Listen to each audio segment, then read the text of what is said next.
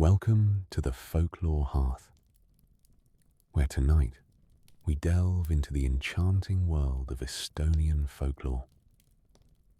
Together, we'll explore tales like the Wood of Tontla, where mysteries lurk amidst ancient trees, and perhaps we'll meet Tiidu the Piper, whose melodies hold more power than meets the ear. If you find tranquility in these old stories, feel free to like or subscribe, but only if it truly brings you joy. It's always lovely to know where you're listening from and what time it is over there. I love imagining us scattered across the world, yet connected through these tales. Now, let's settle in. Perhaps you might want to dim the lights or pull up a cozy blanket to invite a sense of calm. As you get comfortable, we'll begin our journey into the first tale, where shadows and whispers await in the woodlands of Estonia.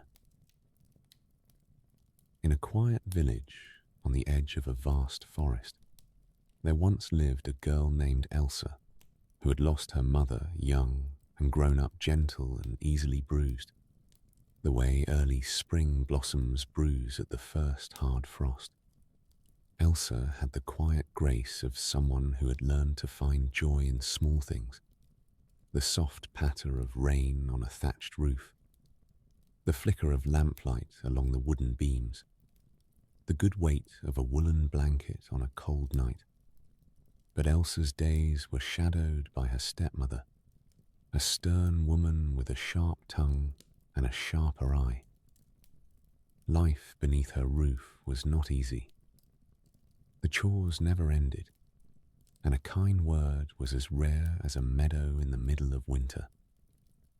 Even the village itself, with its cobbled lanes and the peat smoke curling from every stove, held little comfort for a heart that only wanted to be treated tenderly. The villagers spoke in low voices of a place deep within the forest, a place they called the Wood of Tontla.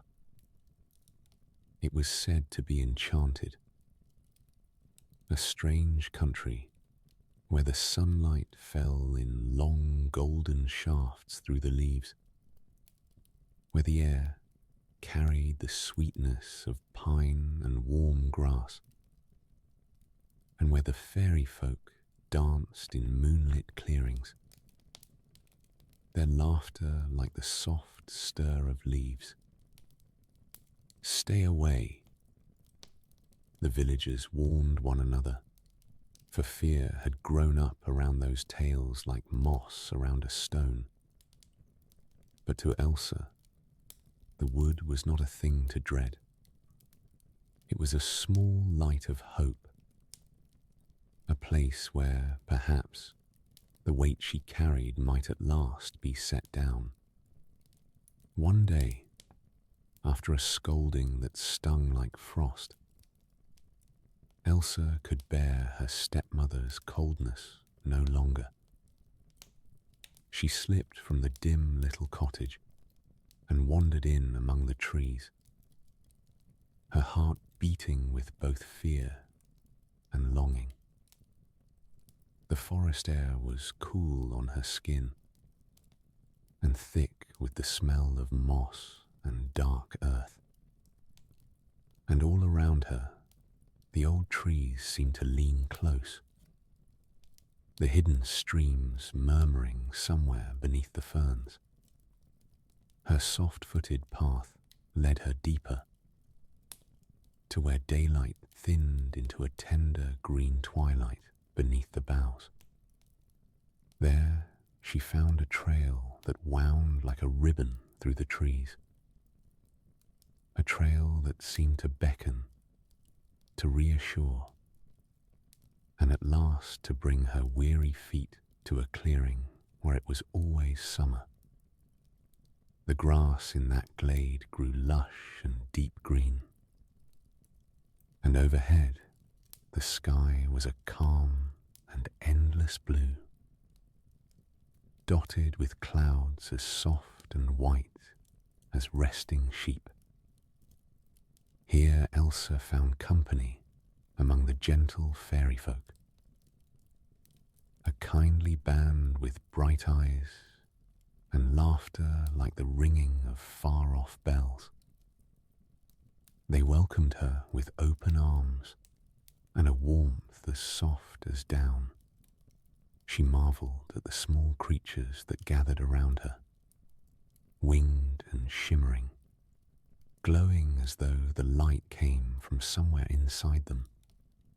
As she wandered her new sanctuary, she came upon an old woman's cottage tucked snugly at the edge of the glade. It was a humble place of stone and timber, its roof neatly thatched, its windows lit with a golden glow that seemed to call her in. The old woman herself was as gentle as morning, her eyes creased with kindness, a soft shawl about her shoulders, her presence as easy and comforting as a grandmother's welcome. "Come in, child," she said, her voice as warm as a hearth fire on a winter's night. "You have found your way to Tontla, where summer keeps its court forever, and sorrow cannot follow you in." Elsa spent many days in that enchanted wood, warmed by its light and glad in the simplest of pleasures, in weaving little crowns of daisies, in the chatter of brooks threading through the old thickets, in the songs of the fairy folk that rose and fell like thrushes at dawn.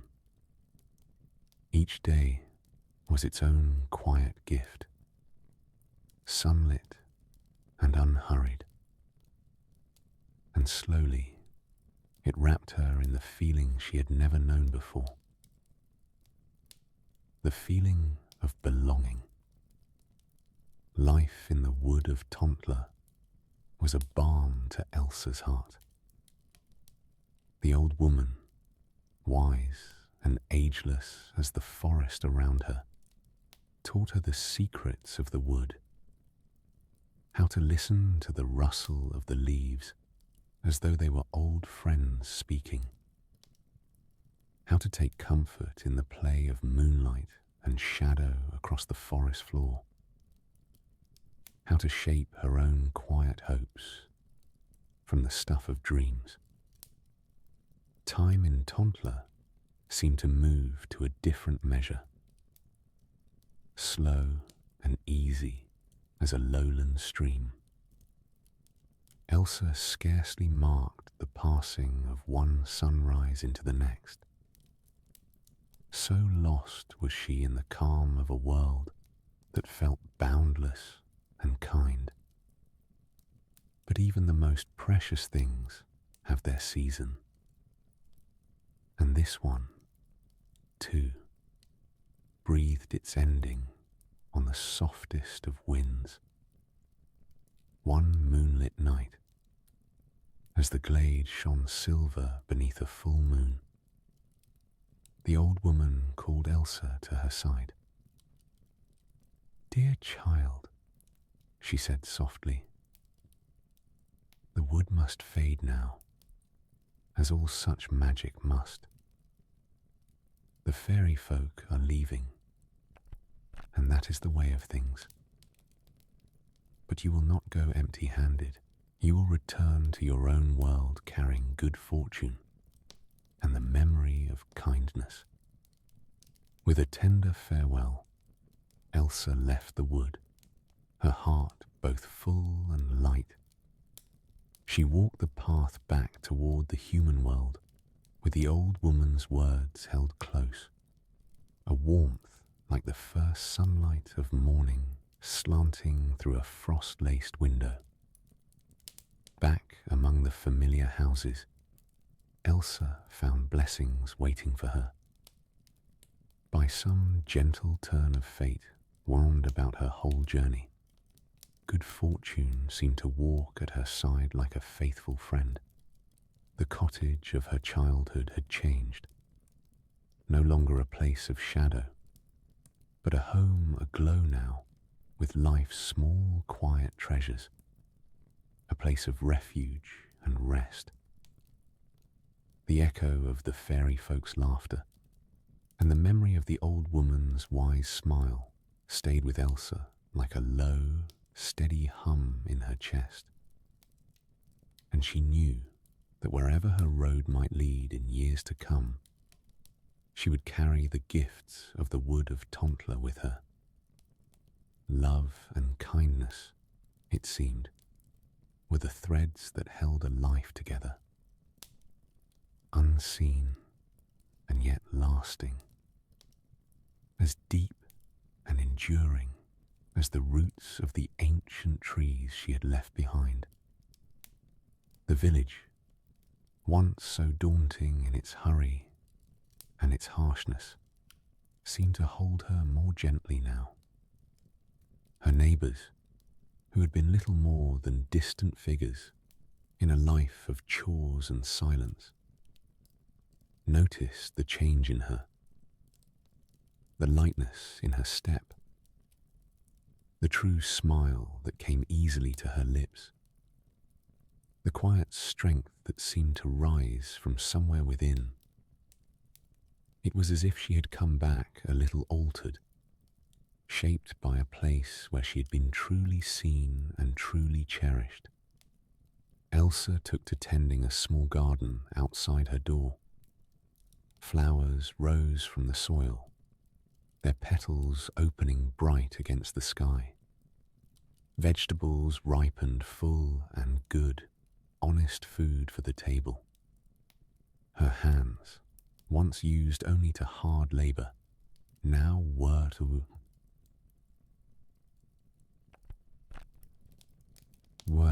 with tenderness, coaxing each seed along with the same patience the forest had once shown her. As word of the garden spread, children began to come and watch her at her work, their eyes wide with wonder. She would tell them stories of the fairy folk, of their dances and their songs, spinning a whole world of enchantment in their small imaginations. And in the evenings the village square would fill with laughter and old tales. Elsa often at the heart of it, her soft voice carrying stories that lifted spirits and kindled the mind. The village seemed to breathe a little easier for it. The weight of daily life, eased by the quiet magic she had carried home without quite knowing it. Ordinary moments, sun falling dappled across a rough market table, the smell of bread baking in the clay ovens mixing with fresh cut hay, took on a new sweetness, as though a little of Tontla's endless summer had been left behind. The seasons turned, and Elsa grew into a quiet pillar of her village, a steady source of warmth and goodwill. She never forgot the lessons of the wood, which had taught her to see the world with eyes open to beauty and to kindness. And as she grew older, the village gathered close around her like a sheltering grove, so that she was never alone, but always among friends. Years passed, and though the tales of Tontla became legends murmured on long winter nights, something of it lingered in the heart of the village. Parents told their children of the mysterious wood, of the wonder and the kindness waiting just beyond the well-worn paths. Elsa rarely spoke of the good fortune she had been promised. She had no need of grand riches. Her wealth lay in the friendships she tended, the gladness she spread, and the love that filled her days. And if ever she found herself gazing toward the forest, her heart would stir with a soft, fond remembrance of the place where she had first felt whole.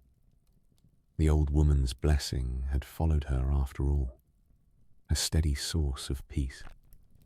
She felt it in the sturdy beams of her home, in the bright colours of her garden, in the laughter of children, in the quiet of the stars at night, and the warm glow of her own hearth.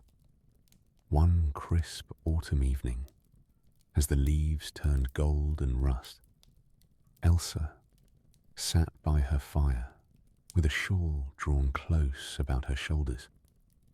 Through the open window came the soft rustle of leaves in the breeze, a gentle lullaby from the world outside. She closed her eyes and felt the slow rise and fall of her own breathing, the warmth of the room folding around her like the arms of an old friend. The wood's last gift had been an abiding peace that stayed with her through all her years, a quiet that kept her tethered to what had been while leaving her open to whatever might come. It reminded her that a heart once touched by such magic never truly forgets, and as she drifted toward sleep, she knew that though the Wood of Tontla had faded from the world, its spirit lived on in the stories, in the good life she had made, and in the gentle heartbeat of the village she called home. So it was that Elsa's life became a quiet testament to the enduring power of refuge, of kindness, of belonging. A tale handed down like a lullaby from one generation to the next. And as the years flowed on, her story remained a soft reminder of the magic that lingers in the space between what is seen and what is felt, waiting patiently for hearts still open enough to find it. There's no need to rush. Just breathe and let the next story find you. There was once a young boy who lived at the edge of an ancient forest where the tall pines swayed and murmured to one another in a language older than the village itself. He loved to wander among the ferns and the deep undergrowth, listening to the song of the woods. His father, a careful and level-headed man, often warned him, "Do not venture too deep, my son, for the woods are full of turnings and hidden paths that can lead even a wise man astray." But the boy had a curious heart, and a bow forever slung across his shoulder, and the call of the trees was more than he could resist. One misty morning, when the dew lay along the leaves like scattered pearls, and a soft sun came filtering through the branches, the boy set out once more. He walked quietly, his footsteps hushed by the thick carpet of pine needles beneath him. Coaxed farther in than he had ever gone before, following the chorus of songbirds and the small stirrings of the leaves, he soon lost sight of every familiar landmark. The forest had a life of its own, full of gentle creaks and the occasional snap of a twig, like laughter heard from somewhere far off. As the sun climbed slowly across the pale sky, the boy came upon a curious sight. Beside a ring of moss-covered stones stood a little old man in a coat as green as the pines around him.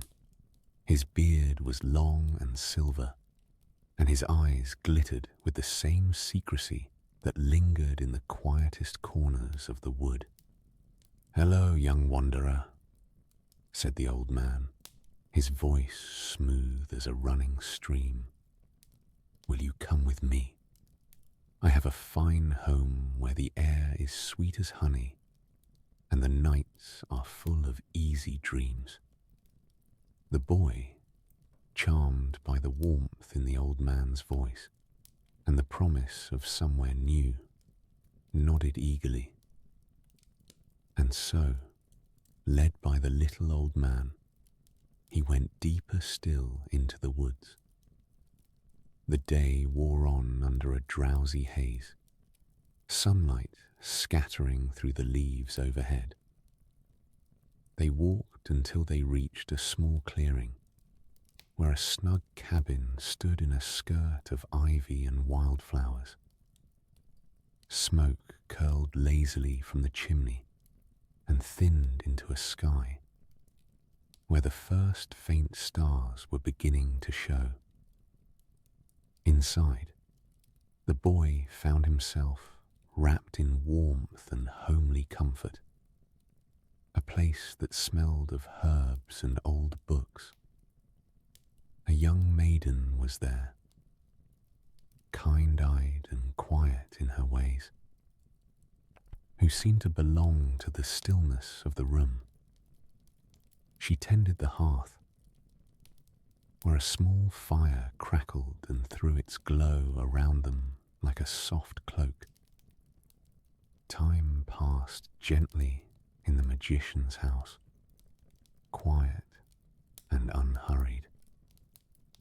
The maiden, who had been kept there longer than she could remember, saw the restlessness in the boy's eyes, a longing to return to the places he had known.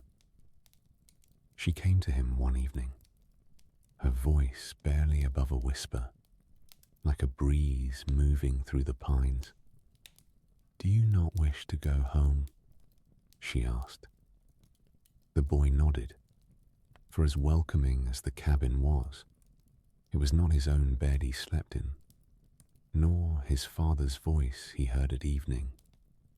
Understanding his longing, she told him her plan. "We must leave," she said, her eyes bright. "I know a way, but it will take courage and trust." Under the thin crescent moon, the two slipped from the cabin, each carrying a small pouch of the magician's enchanted gifts. The night was on their side, the cool air brushing their cheeks as they hurried beneath trees that swayed without a sound. But the little old man was no ordinary magician, and his senses were as sharp as the owls keeping watch in his pines. He felt the stillness where there should have been sleeping breath, the empty places in his house. He rose at once and came after them, swift and low, hardly seeming to touch the ground. They had not gone far when the boy remembered the gifts and threw the first one down behind him. Countless seedlings scattered on the breeze, and in moments a dense forest sprang up, trees rushing skyward and lacing their branches into a wall too thick to pass. Behind them, the magician halted, his way blocked by a sudden stand of oak and ash. On the pair ran, side by side beneath the boughs, until they looked back and saw the magician working his way through the tangled trees. No more than a ripple of movement in the foliage. Seeing him, the gentle maiden drew out the second gift. Light as a breath, she tossed the small stone into the air. It gleamed like a star before it touched the ground, and where it fell a wide lake unrolled beneath the sky. Still, silvered with moonlight, and wrapped in a low mist. The magician reached the water's edge and could only stand there, gazing across the dark, star-scattered surface. The way ahead seemed clearer now, and the two hurried on from their pursuer, though they knew his patience would not fail. As dawn began to touch the horizon with rose and gold, the boy turned one last time. The final gift lay light in his hand, a small, gleaming crystal. From the top of a grassy rise, he let it fall softly to the earth. Slowly, grandly, a great mountain lifted itself up, its summit catching the first light of morning and laying long, soft shadows over the land below. The mountain kept its watch as the sun climbed free of the horizon, its slopes warming to a colour like something remembered from a half-forgotten dream. At last the two stopped running, their breath mixing with the morning mist.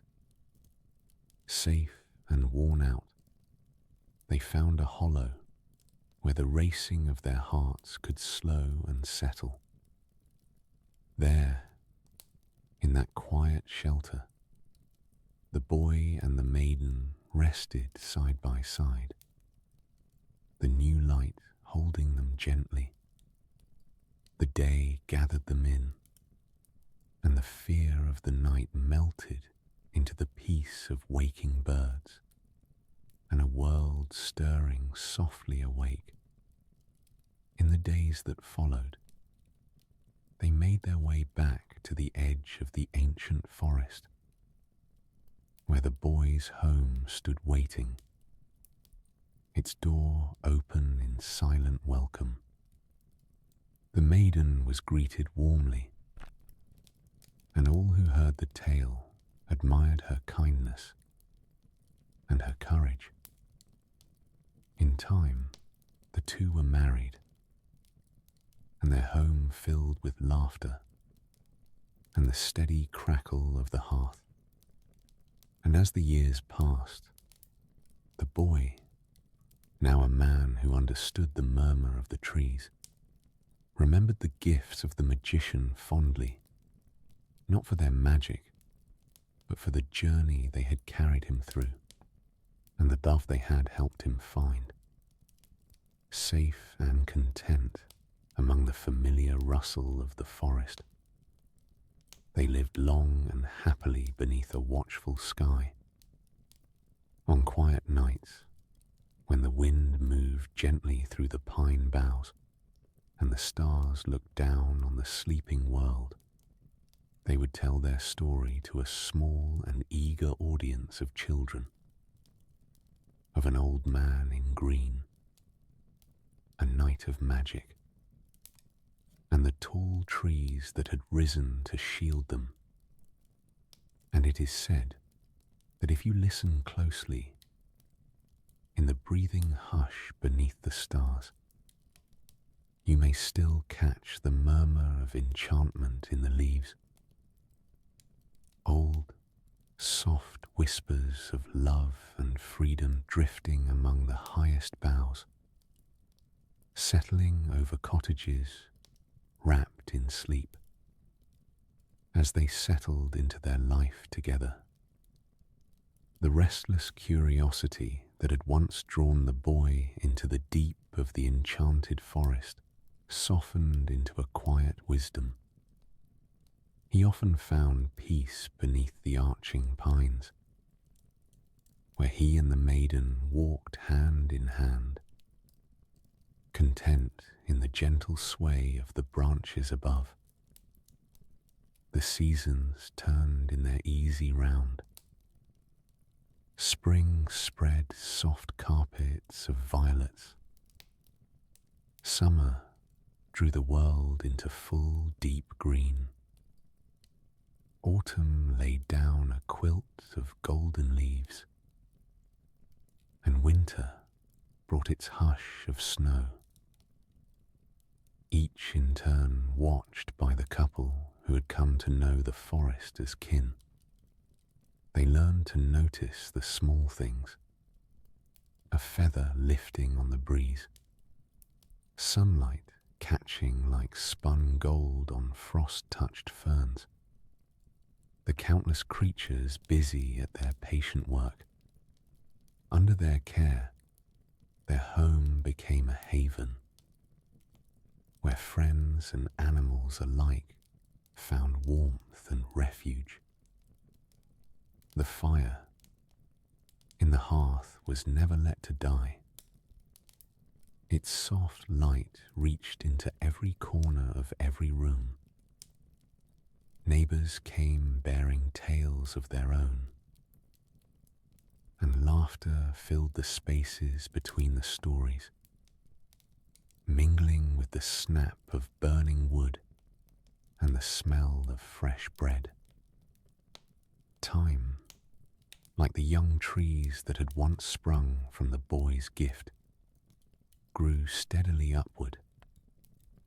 The children, so eager to listen, learned not only the lore of magic and adventure, but the grace of kindness and the worth of listening to what the wind carried. Their laughter was woven of love and shared stories, to be carried on and told again to those who came after. Every year, when the moon hung low and full above the forest, the boy, now an old man, his hair gone silver like the little magician's long ago, and the maiden, still gentle in all her ways, would return to the lake's edge. There, they would cast stones into the calm water and watch the ripples widen, circle upon circle, giving the sky back to itself. It was their own small ritual, a thanks to the magic that had bound their paths together under the stars.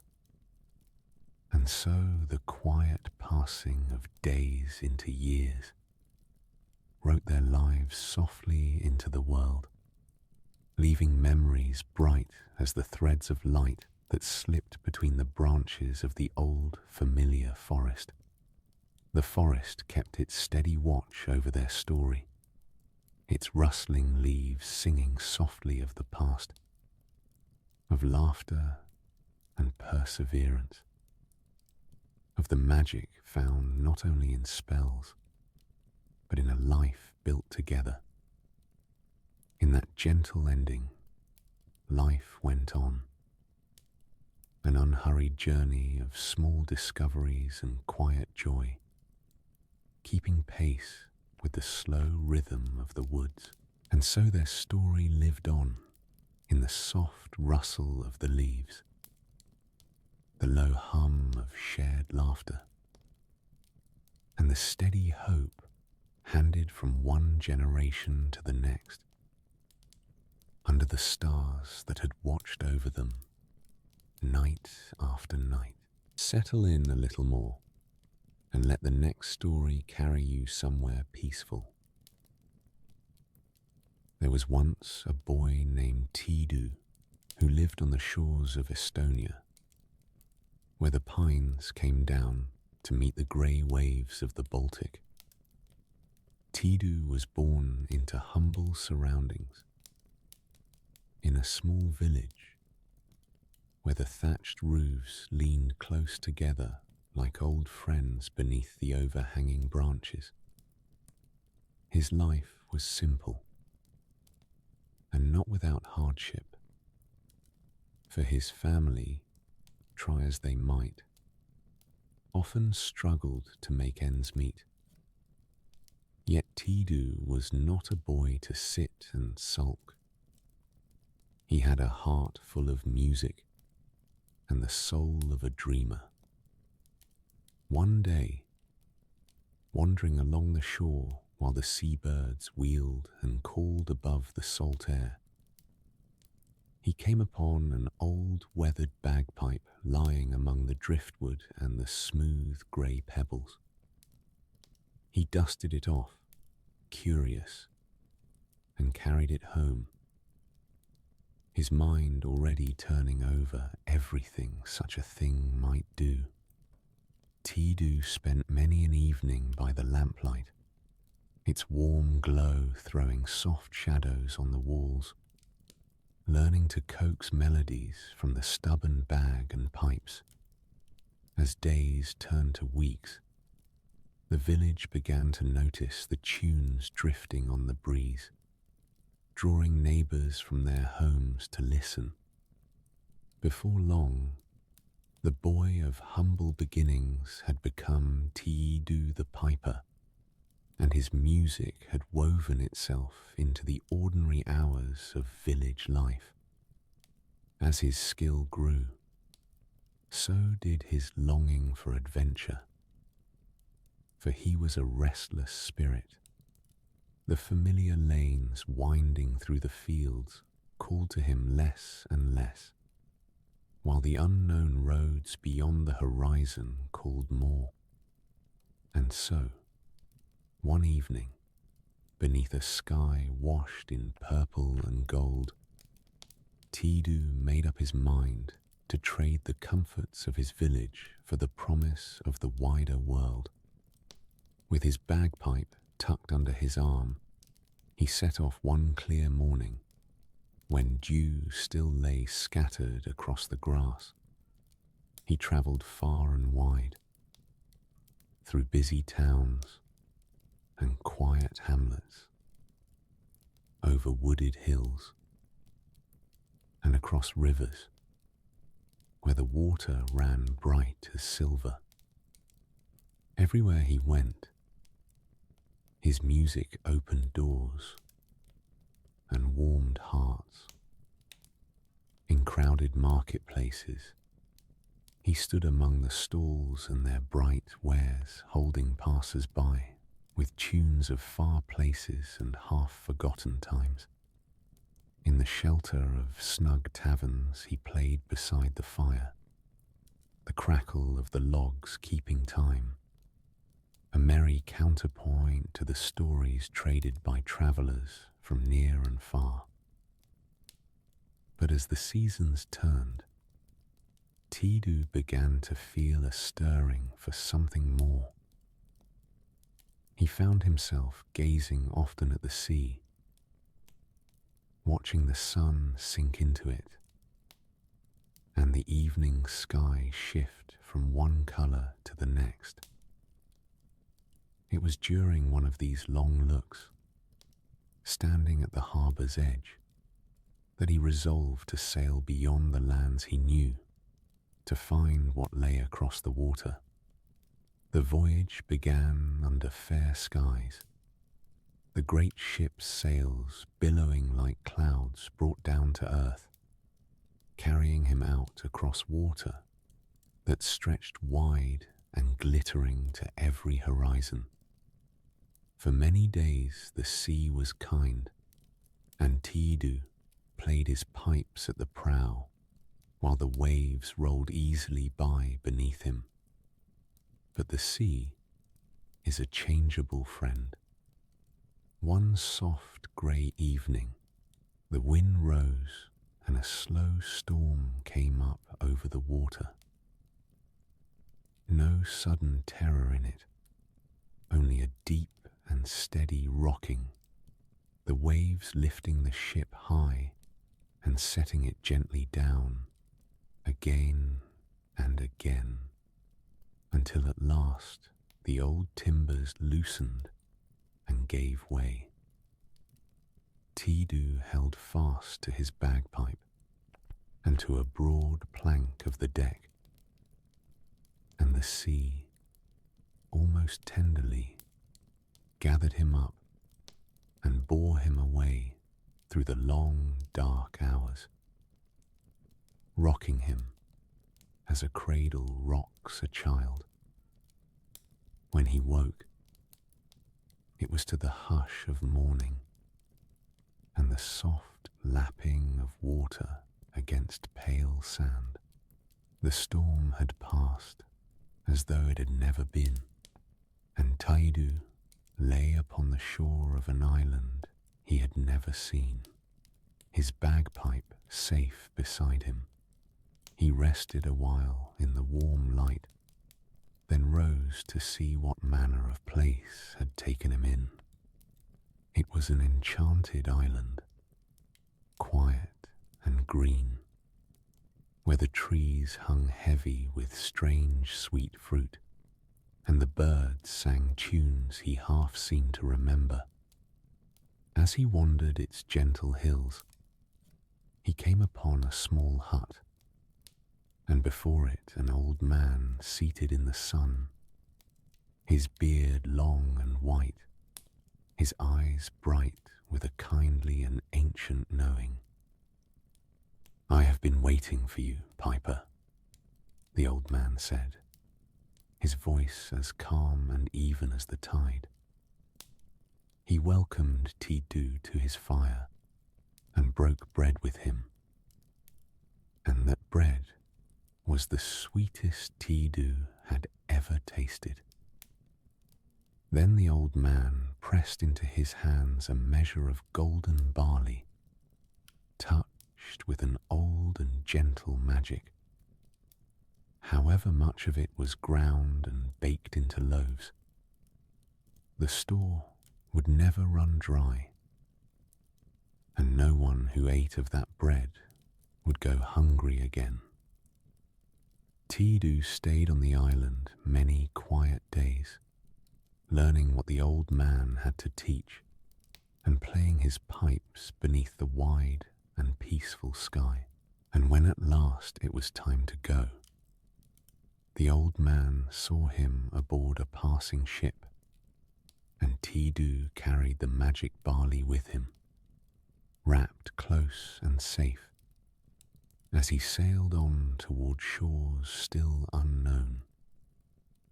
Tiidu passed through lands of deep forest, where the green canopies filled the air with an earthy scent, and through jungles loud with the calls of creatures he had no name for. He crossed sun-baked deserts, where the wind stirred secrets in the old sand, and skirted cool green valleys, where streams ran chattering over stones as old as the hills. In every new place, Tiidu found an audience glad to hear him play, their eyes wide with wonder. Yet for all that he was welcomed and celebrated, the restlessness in him only grew, like the low roll of thunder before a summer rain. At last there came a night when Tiidu, touched by a strange homesickness he could not name, sat alone on a hill beneath a sky thick with stars.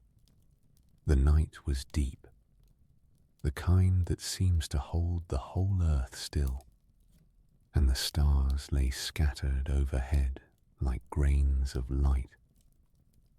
It settled around him, warm and quiet as a wool blanket. As he played softly, the music mingled with the dark, folding itself around the hush of the wind and the small sounds of the night. It was a song that seemed to reach across all the miles he had come, speaking to his heart in a language of homecoming he could no longer pretend not to hear. Tiidu knew then that his wandering had come to its end, and so, with a lighter step, he made his way back to his ship, no longer a man setting out, but one returning to something he had come at last to understand. The passage home was calm, the water smooth beneath the high spread of canvas.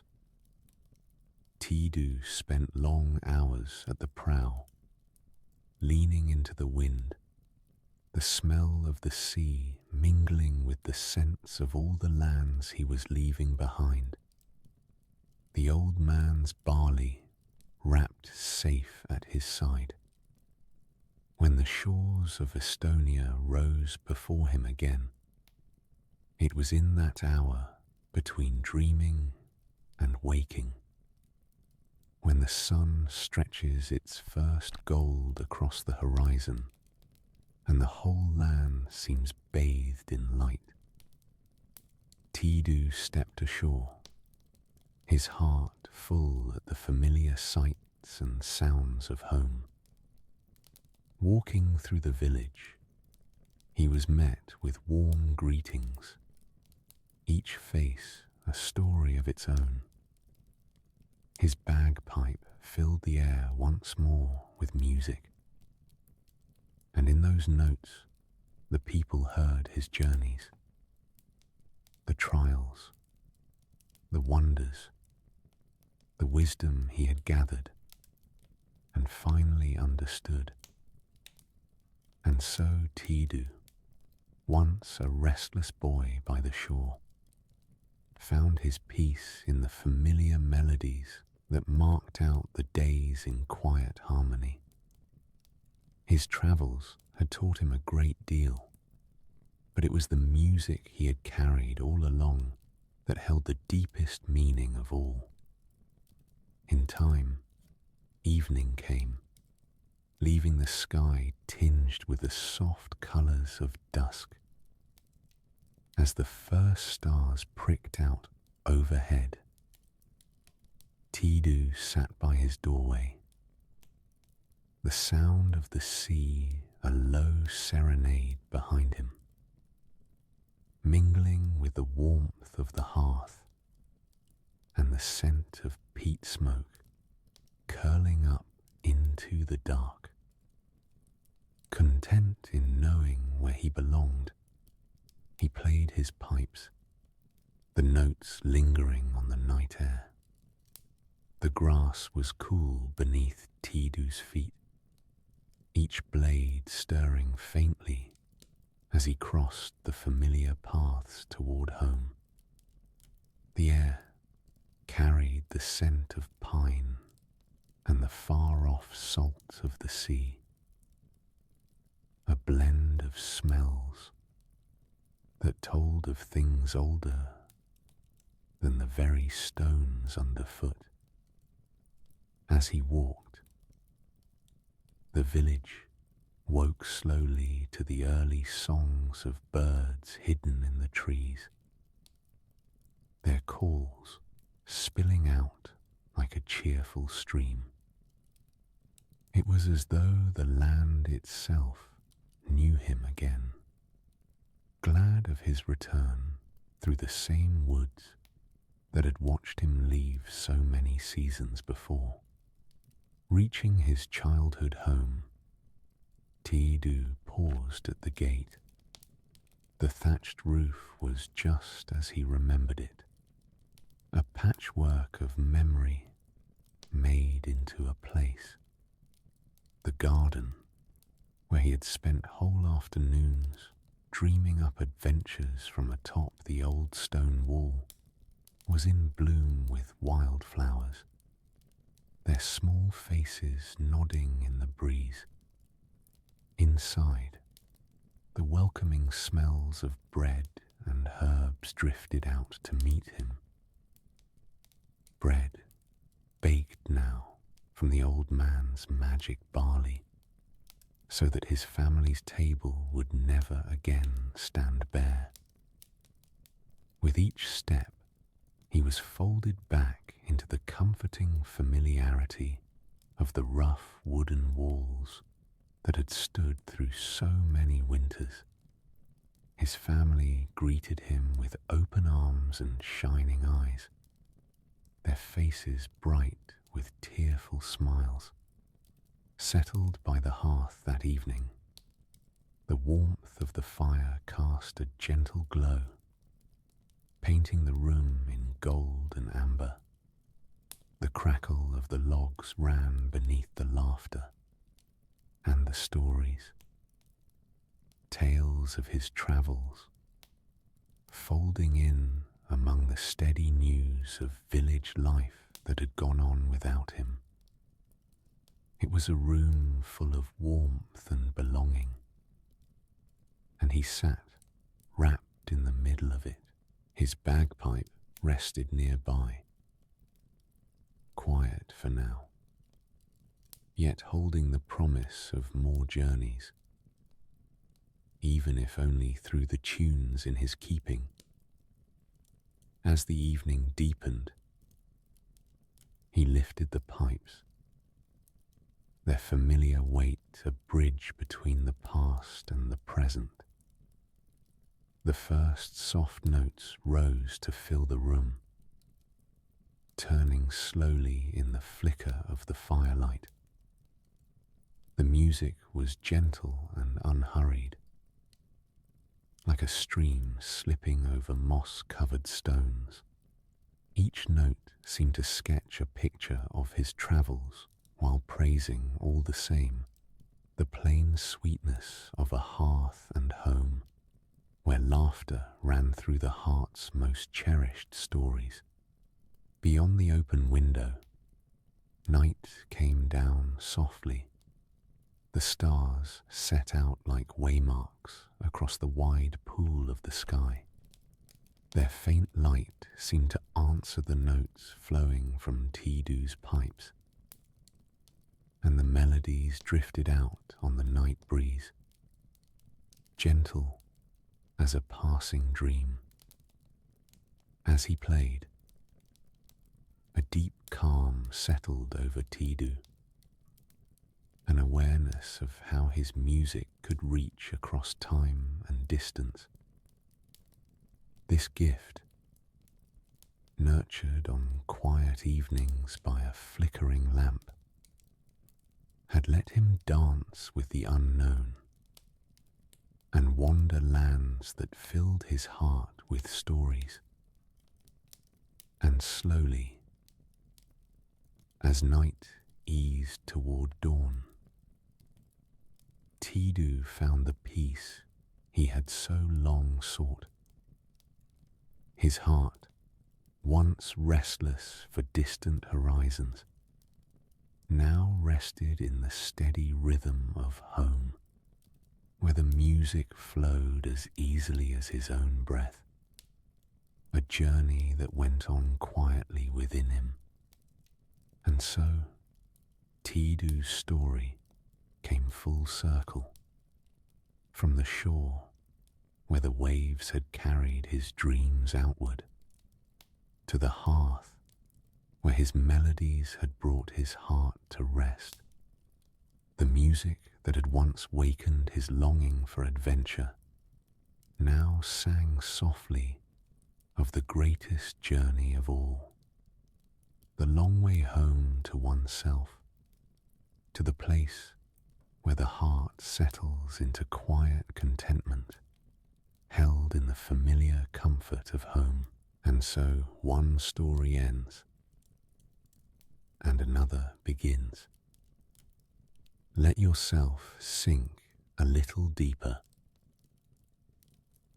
There was once a grand kingdom, bordered by green forests and wide marshes, where the morning mist stretched on and on beneath a sky the soft grey of a dove's breast. The king of this realm was known far and wide, and not only for his wisdom. He had an adventurous heart that often carried him well beyond the safety of his castle walls. One such wandering led him deep into an ancient marshland, a place where the sky seemed to blur into the earth, and every step was marked by the warble of nearby waterfowl and the small rustlings of creatures he never quite saw.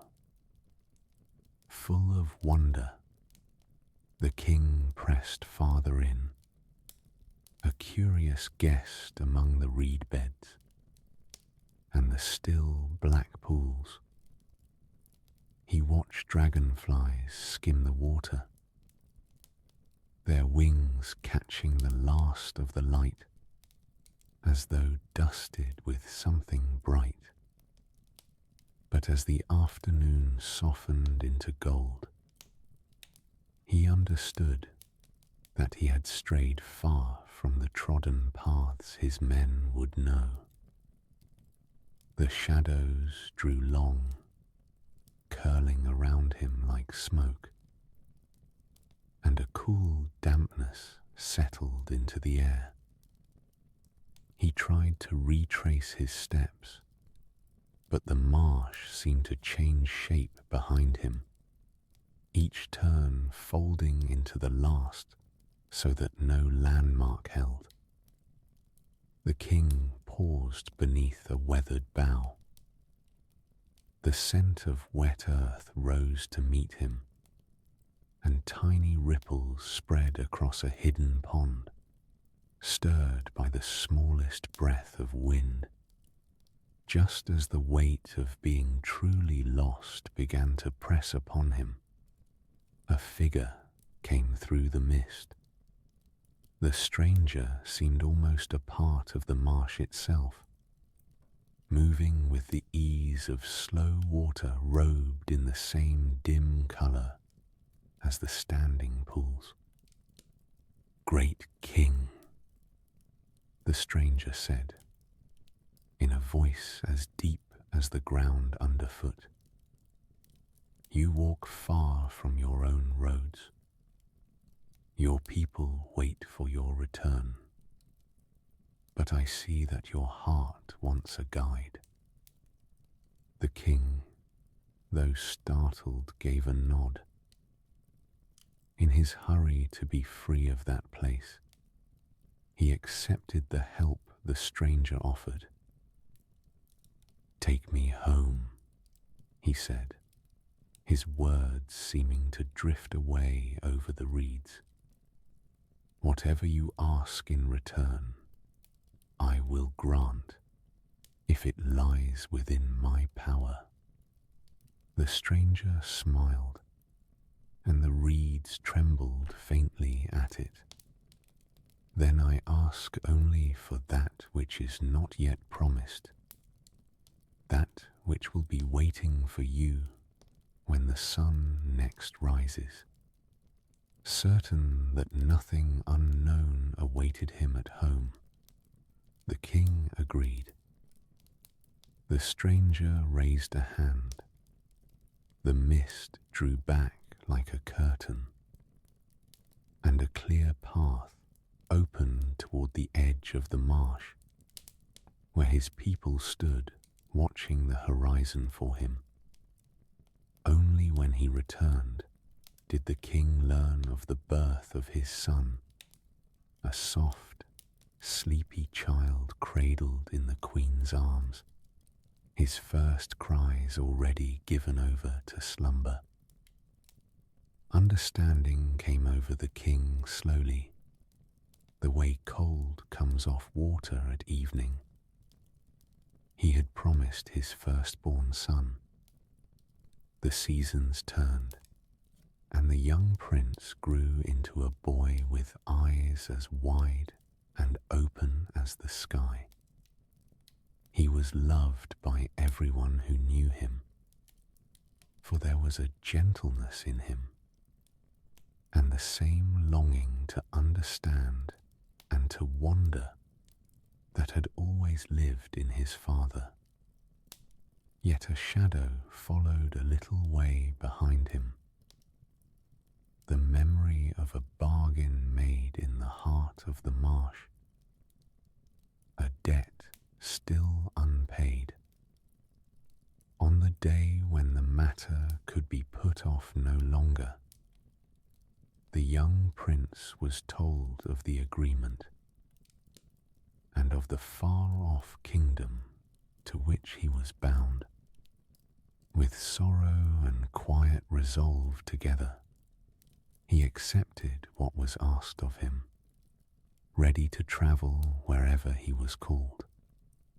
So the prince set out, leaving behind the thickets of the home he loved, the smell of spring blossom still heavy in the air, mingling with a faint sea salt tang that spoke of open roads and distant lands.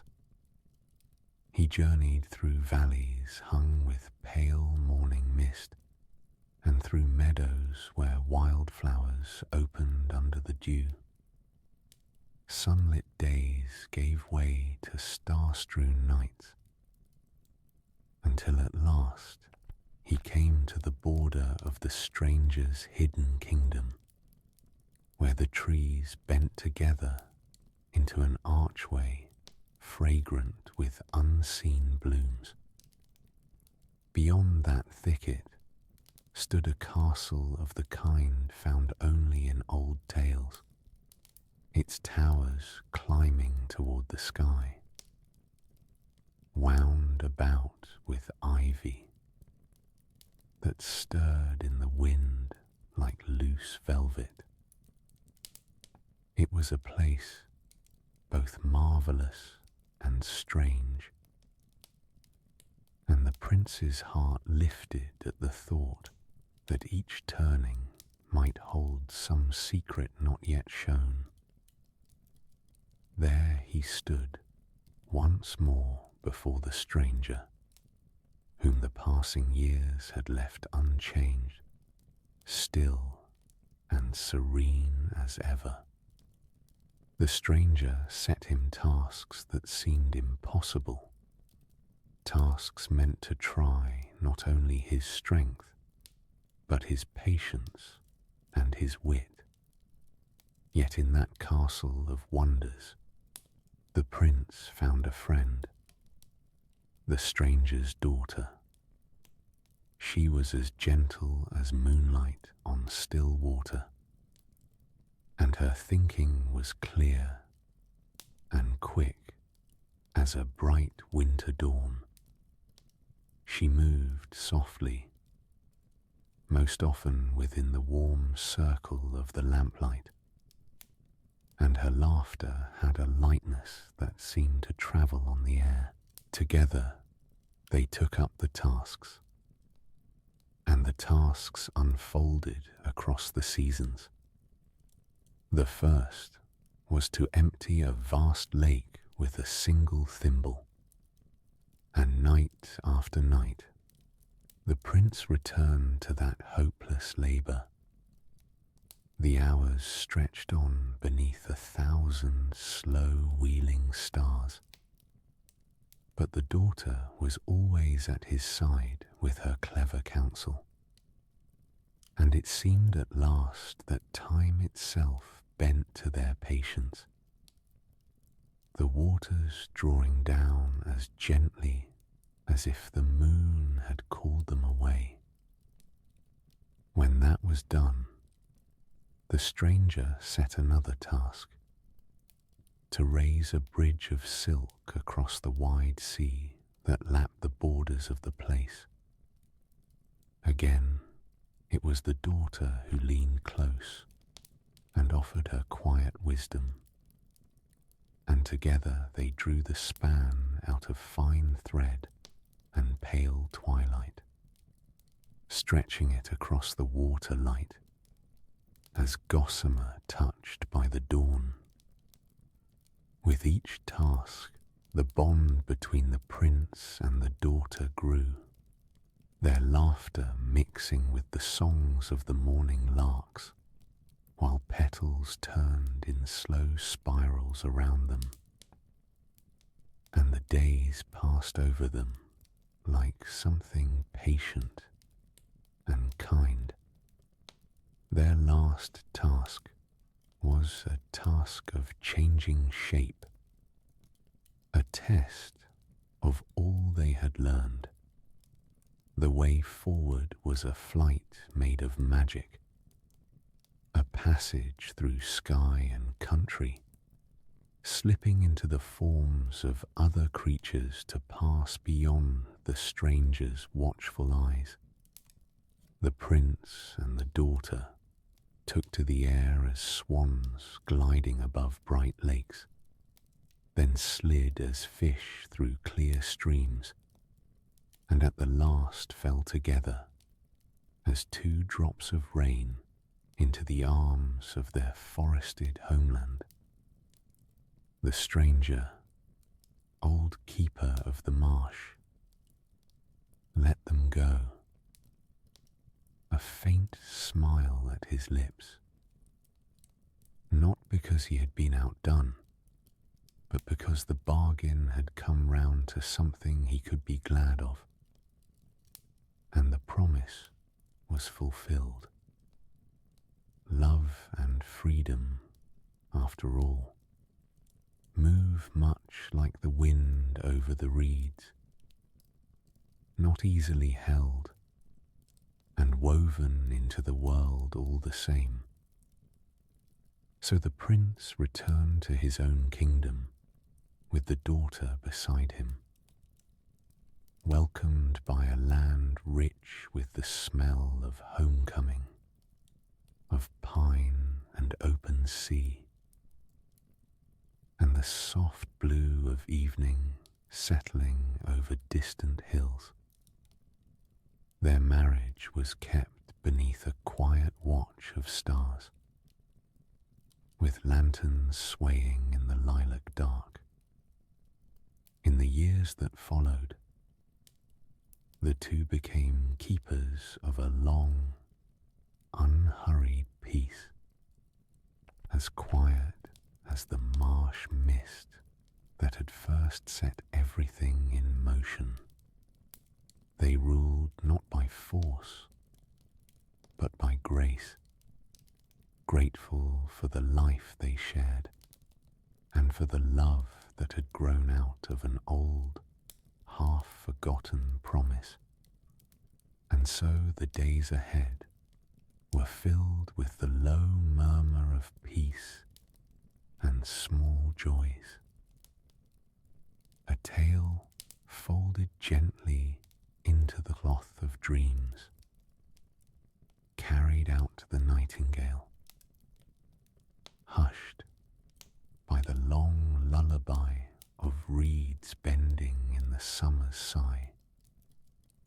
And that, dear listener, is how the prince and his beloved companion lived out their days in restful harmony beneath the wide Estonian sky. Their days wandered on like a slow stream through low country, each moment unhurried, given its full measure. The prince and his beloved spent long mornings among sun-dappled glades, where the air held the sweetness of wild honey, and the drowsy hum of bees moving from blossom to blossom. Light came down softly through the leaves overhead, laying pale patterns across the forest floor. Lace spun from light and shade. In the afternoons, the two often walked the shore of a calm lake set deep within their kingdom. The water lapped gently at the pebbled bank and held the whole sky in it, with clouds drifting slowly across the wide blue. There they would sit, hand in hand, their talk a low and easy murmur that wound in among the rustling reeds and the far-off calls of the loons, whose whose voices carried over the stillness like old songs half remembered. The evenings kept their own quiet magic.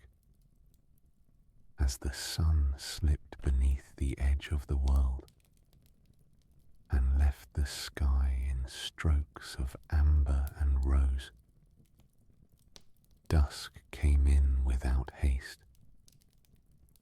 with the slow grace of a lingering good night, and the stars opened one by one across the dark.